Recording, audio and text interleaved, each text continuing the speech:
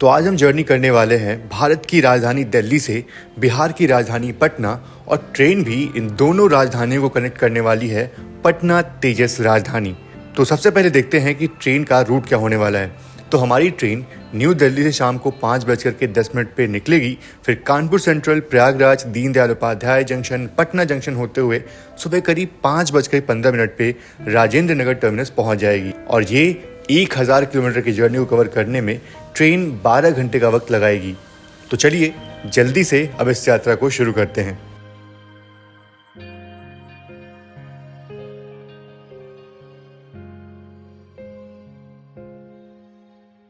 दिल्ली की सर्दी तो ठीक है, पर यहाँ की गर्मी की कोई बात नहीं करता। बहुत ही गर्मी है आज। तो कुछ गेट जो है वो खुले हैं, जिसमें से पैसेंजर्स जो है वो अंदर जा रहे हैं, और बाकी जो गेट्स हैं वो भी बंद है। तो ये थोड़ा सा डिसएडवांटेज है तेजस राजधानी का। ये लो, मैनुअली गेट जो है वो खोला गया। एक तो बात है कि आज से 2-3 साल पहले जब राजधानी एक्सप्रेस चला करती थी, तो फिर आम सुपरफास्ट ट्रेन्स और राजधानी में फ़र्क करना बहुत ही मुश्किल था। लेकिन अब जब से राजधानी एक्सप्रेस को तेजस के रेट्स मिलना शुरू हो गए ना, तो अब यहाँ पे पता लगाना बहुत ही आसान हो जाता है कि ये राजधानी है और बाकी जो ट्रेन्स है वो नॉर्मल सुपरफास्ट ट्रेन्स है। तो ये चीज़ अच्छी हुई है बस। लेकिन अभी भी सारी ट्रेनों को जो तेजस रेट्स है वो नहीं मिले हैं। और ये है हमारी तेजस राजधानी का पेंट्री कार, और ठीक इसके बगल में है फर्स्ट क्लास। यानी कि फ़र्स्ट क्लास में जो भी आपको सेवाएं मिलेंगी, जो भी आपको खाना पीना मिलेगा, वो सीधा पेंट्री कार से बन के आने वाला है। तो ये चीज़ बहुत ही अच्छी लगती है मुझे फ़र्स्ट क्लास की। और बात करें लोकोमोटिव की, तो WP7 जो है वो हमारी राजधानी को एंड टू एंड तक ले जाने वाला है। चलिए, ये रहा हमारा कोच। अंदर चलते हैं, ऑन बोर्ड होते हैं और आज की जर्नी शुरू करते हैं। इंटीरियर कुछ खास तो नहीं है, पर गैलरी में आपको बिहार के कुछ प्रमुख स्थानों की झलकियां देखने को मिल जाएंगी। और ये है शानदार कूप जिसमें आज हम ट्रैवल करने वाले हैं। कुछ तो अलग है, मतलब बहुत अलग नहीं है, पर कुछ तो अलग लग रहा है। मे भी साफ़ सफाई जो है वो ज़्यादा अच्छी है, इसलिए अच्छी लग रही हो। एक बार सीट को एक बार हम नीचे रखते हैं और देखते हैं कि इसकी कुशनिंग जो है वो कैसी है। ये कुछ अलग लग रही है मुझे नॉर्मल LHB क्लास से, और इसकी कुशनिंग मुझे काफ़ी अच्छी लग रही है। तो सीट्स काफ़ी चौड़ी होती हैं। अब एक अच्छी बात ये है कि कर्टन जो है ये लगना शुरू हो चुके हैं। बाकी फ़र्स्ट क्लास में वैसे ही आपको प्राइवेसी मिलती है, तो ये लगे या ना लगे कोई मतलब नहीं है। हाँ, अगर आप कपल हो, ट्रैवल कर रहे हो, आपको प्राइवेसी चाहिए, तो हाँ ज़रूर से आप यहाँ पे कर्टन लगा सकते हो। बाकी एज सच इसकी कोई रिक्वायरमेंट नहीं होती। कितना अच्छा होता ना अगर इसको हम मैनुअली ऑपरेट कर पाते, मैनुअली खोल पाते। हालांकि खोल सकते हैं, लेकिन इसके लिए आपको इसका इस्तेमाल करना पड़ेगा, जो कि लीगल बिल्कुल नहीं है। और सामने पश्चिम एक्सप्रेस का डिपार्चर जो है वो भी हो चुका है। और हाँ, भुवनेश्वर राजधानी में मैंने पहले ही जर्नी की हुई है। अगर आपको वो वीडियो देखनी है तो इस वीडियो के बाद ऊपर आई बटन पे क्लिक करके आप वो व्लॉग जो है वो देख सकते हो। क्या हॉकिंग है। और इसमें भी अब जो कर्टन्स है वो मिलने शुरू हो गए हैं, तो बेड रोल तो मिलते ही होंगे। और आने वाले वक्त में ऐसे ही आपको राजधानी एक्सप्रेस बाकी ट्रेनों से अलग दिखाई देगी। और ये शायद अपनी ट्रेन का हॉकिंग है, क्योंकि भुवनेश्वर राजधानी और मुंबई तेजस राजधानी जो है वो निकल चुकी हैं, और अब वक्त है हमारी ट्रेन का यहाँ से डिपार्चर का। और बिल्कुल डिपार्चर अपना हो चुका है ऑन टाइम, यानी कि 5:10 पे गेट जो है वो अब बंद हो जाएंगे।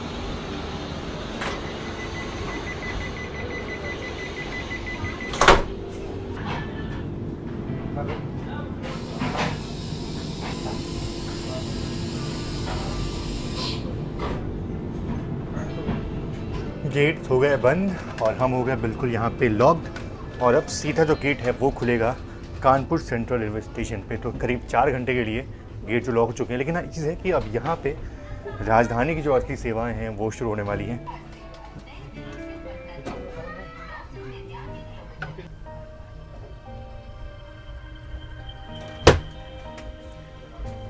इवनिंग स्नैक्स जो है ना वो आ चुका है। चलो भाई, धन्यवाद भैया। और बहुत ही कम ट्रेनें बची हैं जो कि डीजल लोकोमोटिव में चल रही हैं।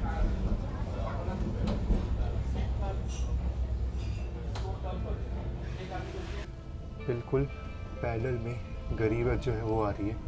और ये है आनंद विहार भागलपुर गरीब रथ एक्सप्रेस जो कि बिल्कुल क्रॉल करते हुए आ रही है। तो वक्त हो चुका है करीब 5:45 और हमें सर्व हो चुका है हमारा इवनिंग स्नैक्स और काफ़ी कुछ मिला है। मतलब ये चना है, तो ये सारा चीज़ जो है आपको इवनिंग स्नैक्स में मिल जाता है।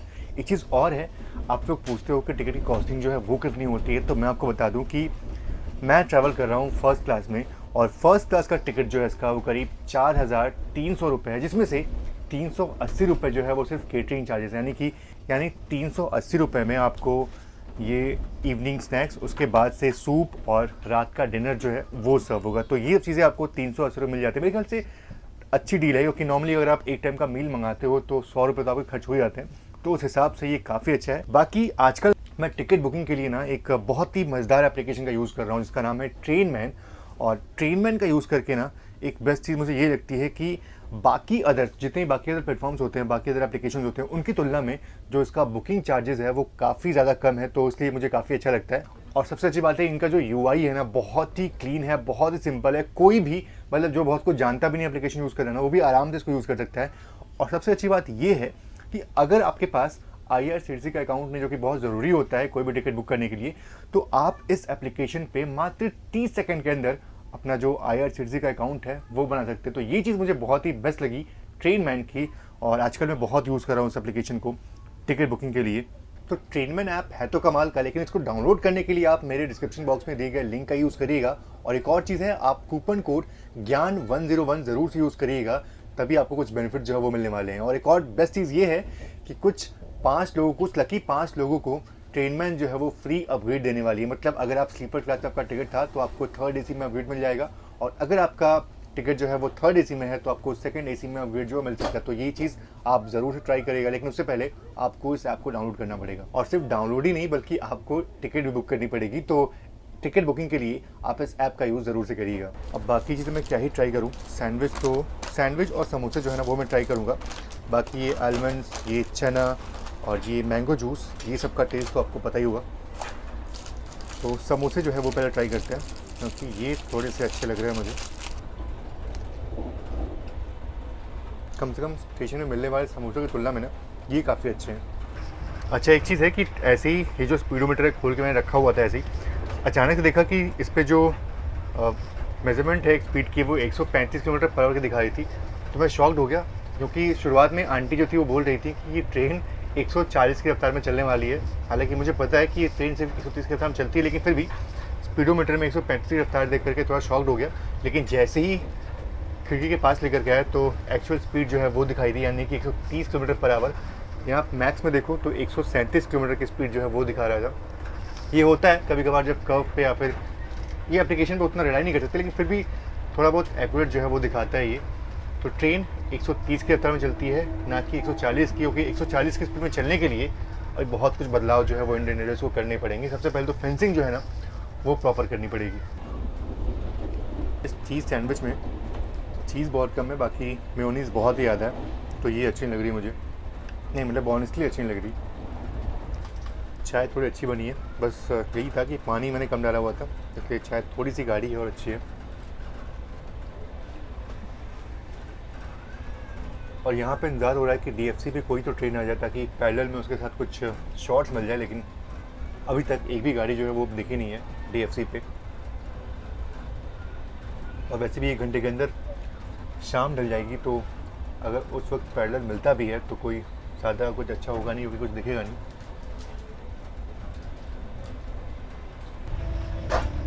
एक गाड़ी तो मेरी बिल्कुल पैरेलल में, लेकिन बहुत ही स्लो थी वो।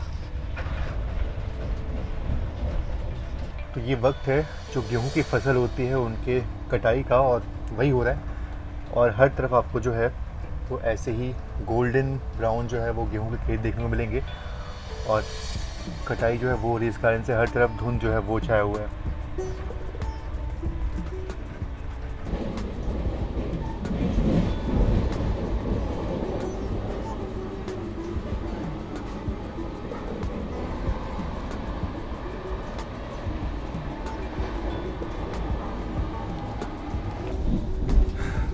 ढल चुकी है शाम, और शाम के वक्त में ना सबसे बेस्ट चीज़ लगती है फर्स्ट क्लास की ये कि आप कर्टन्स पूरा गिरा दो, पूरा दरवाजे बंद कर दो, और उसके बाद से लाइट्स बंद कर दो और बाहर के जो नज़ारे हों उसको आप एंजॉय करो।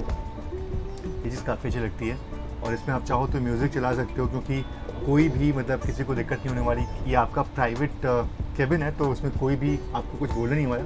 आप म्यूज़िक चलाओ, गाना गाओ और बाहर के जो नज़ारे हैं उसको एंजॉय करो।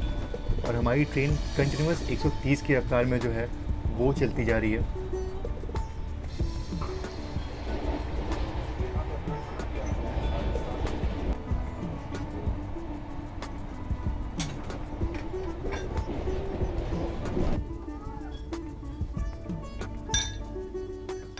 सारे कूप और केबिन में जो है ना ऐसी आवाज़ें जो हैं वो आ रही है। अंदर गाय बैल बंधे हो। बिल्कुल ऐसा ही लग रहा है कि सूप तो अच्छा है, पर बिना ब्रेड स्टिक के सूप जो है ना वो अच्छा नहीं लगता अगर आप राजधानी में ट्रैवल कर रहे हो। अब आया सूप का स्वाद। तो करीब 7:30 बजे सूप जो है वो सर्व हो गया, यानी कि अब आधे घंटे बाद जो अपना डिनर है वो भी सर्व हो जाएगा। लेकिन एक और चीज़ है, तो अभी ऐसे ही खिड़की के पास बैठ करके वंदे भारत एक्सप्रेस का इंतजार हो रहा है, और कुछ इस तरीके से वो हमें क्रॉस हुई।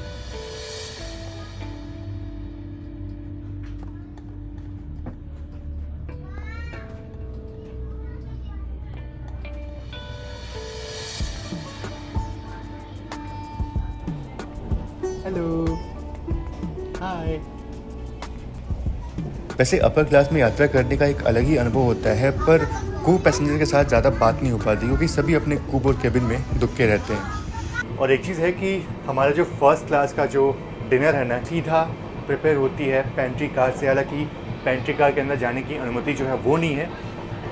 यहाँ पे तो कैमरा लगा हुआ है, पर पेंट्री पे जो कैमरा है वो भी नहीं लगा हुआ है। तो ये पता नहीं, मुझे समझ नहीं आता, बहुत लोग जो है वो मना करते हैं पेंट्री कार के अंदर जाने से। पटना राजधानी यूँ तो 1996 में शुरू हुई थी, जो कि वाया लखनऊ होते हुए पटना जाती थी, और तब WDM लोकोमोटिव का इसमें इस्तेमाल होता था। और अभी हाल में ही 1 सितंबर 2021 से इसमें नए तेजस रेक जो हैं वो इस्तेमाल होने शुरू हो गए। और ये जो आप छोटी सी जगह देख रहे हैं ये है अटेंडर का एक तरह से केबिन बोल सकते हैं आप। यहाँ पे वो सोते हैं, आराम करते हैं, और यहाँ से वो देखते हैं कि किस कूप से जो अटेंडर कॉलिंग बेल जो है वो दबाई गई है। तो ये है अटेंडर कॉलिंग बेल, और अभी इसको दबाएंगे सत्या भाई, और मैं आपको ले जाता हूँ उस केबिन में और देखना किस तरीके से वो काम करते हैं। ये देखिए,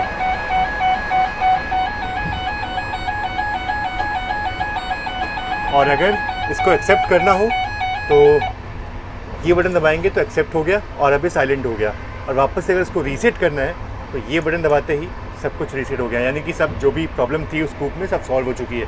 तो कुछ ऐसे काम करता है अटेंडर कॉलिंग बेल। थोड़े इंतजार के बाद गैलरी में मुझे भैया दिखे जो हमारा डिनर लेकर के हमारी कूप की तरफ ही आ रहे थे, और हमारा डिनर पूरी तरह से इसी ट्रेन के पेंट्री में बनाया गया है। करीब 9:33 पर अपना डिनर जो है वो सर्व हुआ है। पता नहीं कुछ तो इशू था, थोड़ा लेट हो गया, बाकी देर आए दुरुस्त है। अब देखते हैं क्या क्या चीज़ें हैं। राइस जो कि सबसे पहले दिख रही है मुझे, ये चोखा और भिंडी की सब्ज़ी है। एक नई चीज़ दिख रही है मुझे राजधानी में, अच्छा पनीर की सब्ज़ी है, देख के तो काफ़ी अच्छी लग रही है। और ये दाल जिसमें तड़का लगाया गया भी काफ़ी अच्छी लग रही है देख करके। और ये हैं रोटियाँ जो कि बिल्कुल गर्म, भाई बहुत ही गर्म है वैसे तो ये। तो डिनर तो काफ़ी अच्छा लग रहा है। आप जल्दी से फटाफट इनको टेस्ट करते हैं, देखते हैं कि टेस्ट कैसा है, क्योंकि देख तो सब कुछ अच्छा रहा है। सबसे पहले ना ये जो पनीर की सब्ज़ी है इसमें पता नहीं मिक्स वेज लग रही है मुझे, तो ये सब कुछ अलग है इसमें। बहुत ही बढ़िया।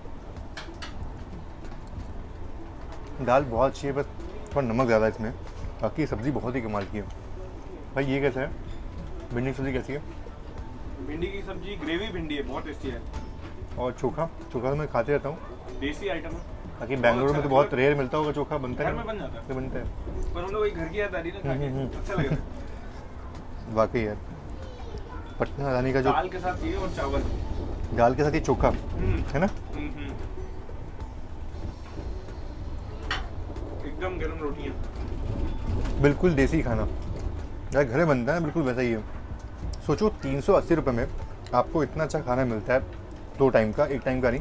नॉर्मली अगर आप कहीं से मंगाते हो तो 100 रुपये 200 रुपये तो कहीं नहीं गए। ट्रेन के अंदर 300 रुपये में इतना अच्छा खाना मिल रहा है, मेरे ख्याल तो बहुत ही वर्थ है यार ये। चलिए डिनर तो हो गया है फिनिश और अब पहुंचने वाले हैं कानपुर सेंट्रल रेलवे स्टेशन। और करीब 4 घंटे 40 मिनट बाद जो दरवाजे हैं ना वो खुलने वाले हैं, तो ये मौका मैं गंवाने नहीं वाला। धन्यवाद भैया। खाने के बाद कुछ मीठा हो जाए। और ये कौन सी आइसक्रीम है? वनीला, मदर डेयरी की।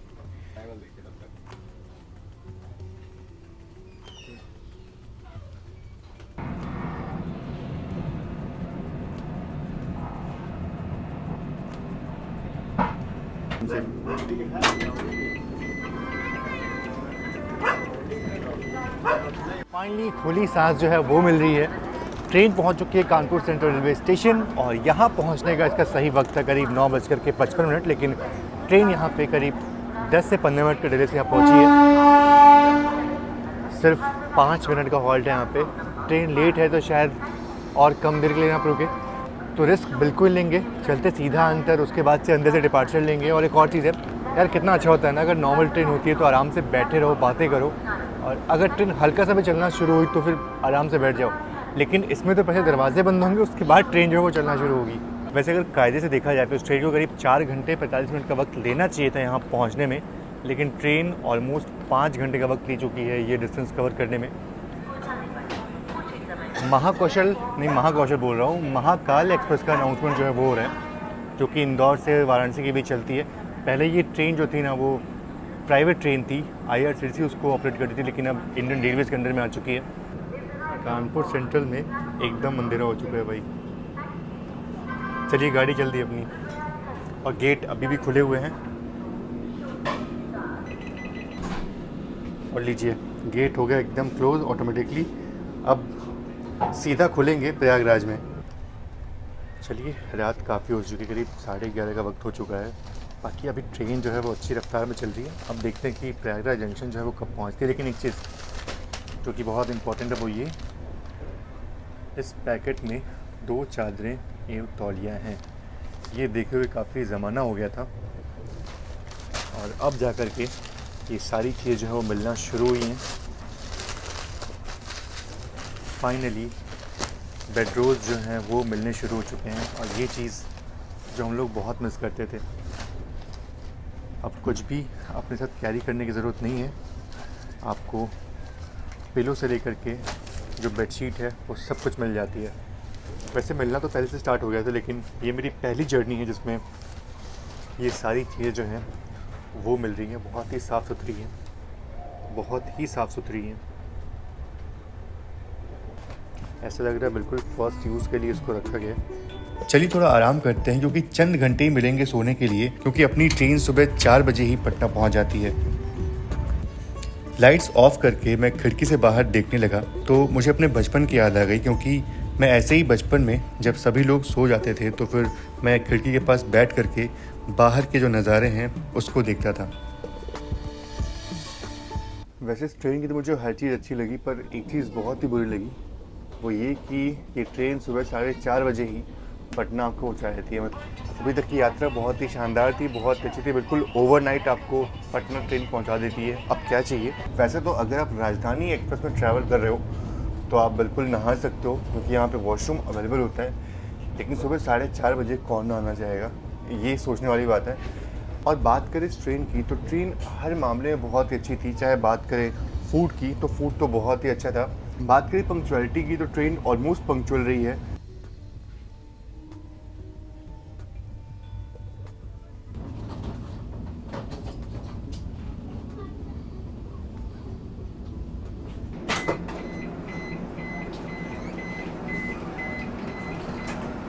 फाइनली सुबह करीब 4:40 पे पहुंच चुके हैं पटना जंक्शन। करीब 1000 किलोमीटर की जर्नी जो है वो हमने पूरी की है, और टाइम की बात करें तो अराउंड 11 घंटे 30 मिनट का वक्त जो है वो लगा है। तो उस हिसाब से काफ़ी अच्छा है, काफ़ी बढ़िया गाड़ी है।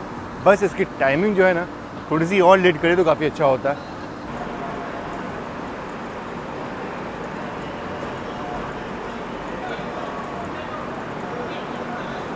बाकी चलिए मिलते हैं आपसे किसी और जर्नी में, और आपको जर्नी कैसे लगी कमेंट बॉक्स में ज़रूर से मुझे बताइएगा। और हाँ, ट्रेनमैन ऐप को आप ज़रूर से एक बार इस्तेमाल करिएगा, बहुत ही बढ़िया ऐप है। और एक और चीज़, हमारे साथ ट्रैवल कर सकते हैं भाई। जर्नी कैसे लगी ओवरऑल? बहुत टैग अच्छी गाड़ी है, बहुत अच्छी गाड़ी है। गाड़ी अच्छी है, बस टाइमिंग गलत है इसकी पहुंचने की, सुबह उठने का मन नहीं था। बस वही चीज़ है, बस वही दुख है। बाकी सब कुछ बहुत ही बढ़िया है इस गाड़ी का। चलिए, आप सभी का बहुत बहुत धन्यवाद इस वीडियो को देखने के लिए। जय Hind and God bless you all.